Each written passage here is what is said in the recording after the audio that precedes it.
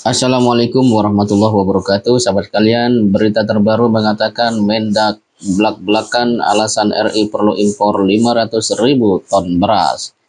Jakarta, Menteri Perdagangan Zulkifli Hasan atau Zulhas sudah memberikan izin impor beras sebanyak 500.000 ton.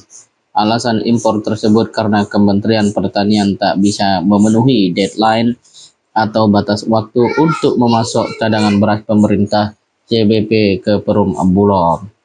Saya diminta mendampingi Mentan membeli beras itu 6 hari kerja belum dapat, ditambah lagi 6 hari kerja belum dapat, ditambah lagi 6 hari kerja belum dapat. Stok kita lama-lama menipis, kata Zulhas saat ditemui di Kementerian Perdagangan Rabu 7 Desember 2022. Kemudian dia mengatakan impor beras itu menurut data Kementan beras stok kita 7 juta. Oleh karena itu, rapat 2 kali saya menolak impor beras karena datanya surplus, ungkapnya. Kemudian di ratas dipimpin Pak Presiden, kalau begitu memang berasnya agar dibeli stok Bulog bisa ditambah karena stok beras operasi pasar, terus stoknya sedikit lagi karena stok itu harus 1,2 juta ton, lanjut Zulhas. Hingga akhirnya Kementan diberikan waktu lebih dari 6 hari, tetapi pasokan itu belum didapatkan.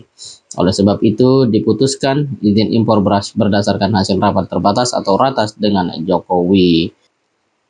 Ratas memutuskan bidang pangan ada Bapanas, dipimpin Menko, dan Bapak Presiden diputuskan ia harus menambah cadangan Bulog, tetapi dibeli di luar negeri, tutur Zulhas. Wah, berarti kita dalam kondisi stok makanan yang belum nipis, akan terus berkurang.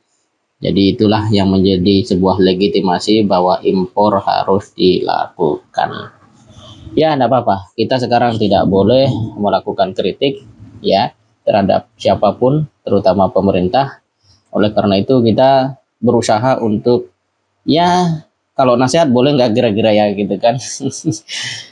Nah, tapi sebelumnya ini dilansir oleh Detik juga, ya sebagai informasi sebelumnya Menteri Pertanian Syahrul Yassin Limpo pernah mengatakan pihaknya menyanggupi untuk memasok CBP ke Perum Bulog karena menurutnya pasokan beras di dalam negeri berlebih.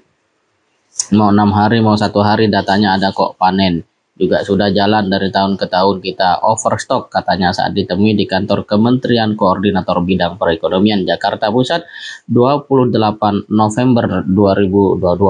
Coba kita perhatikan, ini diungkapkan 28 November. Nah, kemarin Pak Zulhas bilang 7 Desember. Nah, ini belum 1 bulan.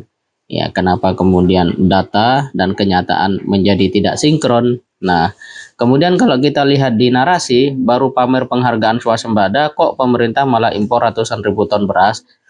Nah, medio Agustus 2022 lalu di Istana Negara Jakarta, pemerintah dengan bangga memamerkan penghargaan dari International Research Institute atau IRRI atas keberhasilan mencapai swasembada beras dan meningkatkan sistem ketahanan pangan. Penghargaan itu diberikan langsung Direktur Jenderal IRRI Jen Bali ya kepada Presiden Jokowi dan disiarkan akun YouTube resmi Sekretariat Presiden dan Presiden Joko Widodo.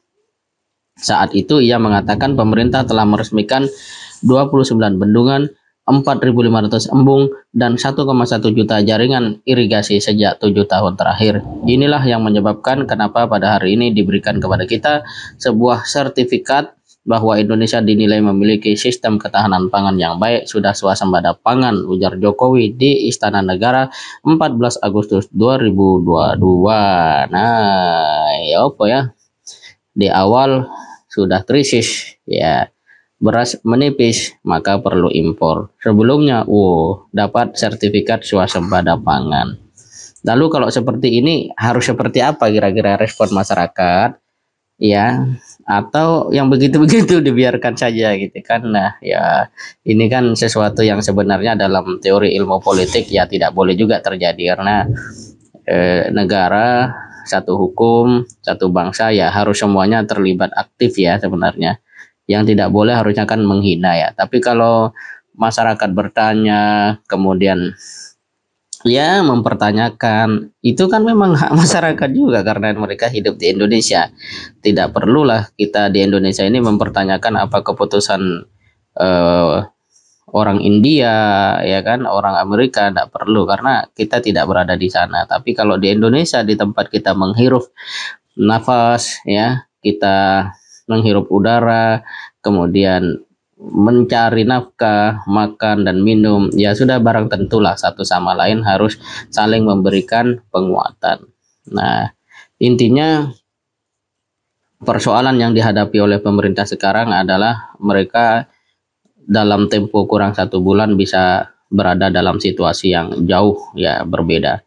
Kalau sebelumnya surplus, sekarang dalam 1 bulan itu sudah minim. Dan itu kenapa terjadi kita tidak tahu, yang jelas beritanya lah yang beredar seperti itu ya.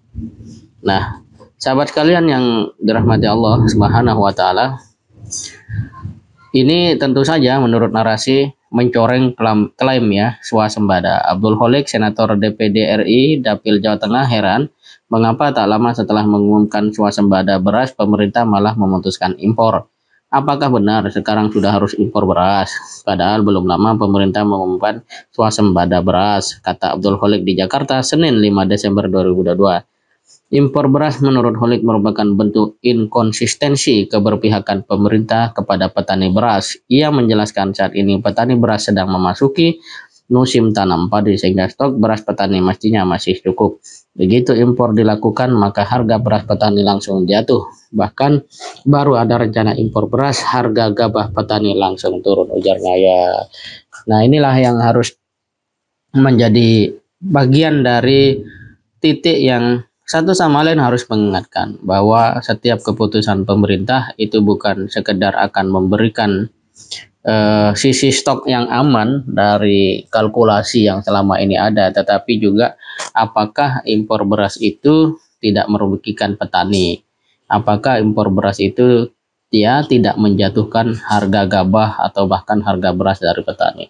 Ini juga penting untuk jadi perhatian ya.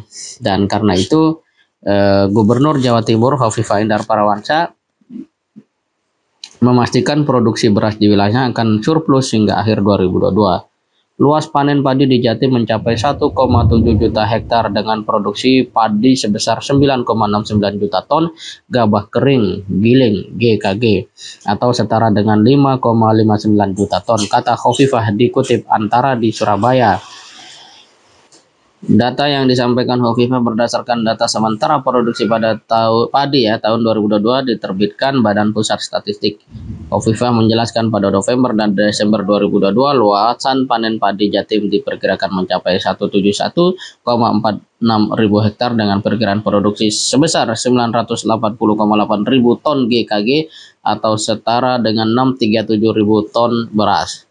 Nah, melihat hal itu ya, jika melihat pergerakan data yang sangat dinamis ini, insya Allah stok beras di Jatim masih surplus. Kami masih ada stok aman untuk mencukupi pasokan di pasar, ujar dia. Jadi Khofifah melihat bahwa keputusan impor beras untuk Jatim tidak relevan.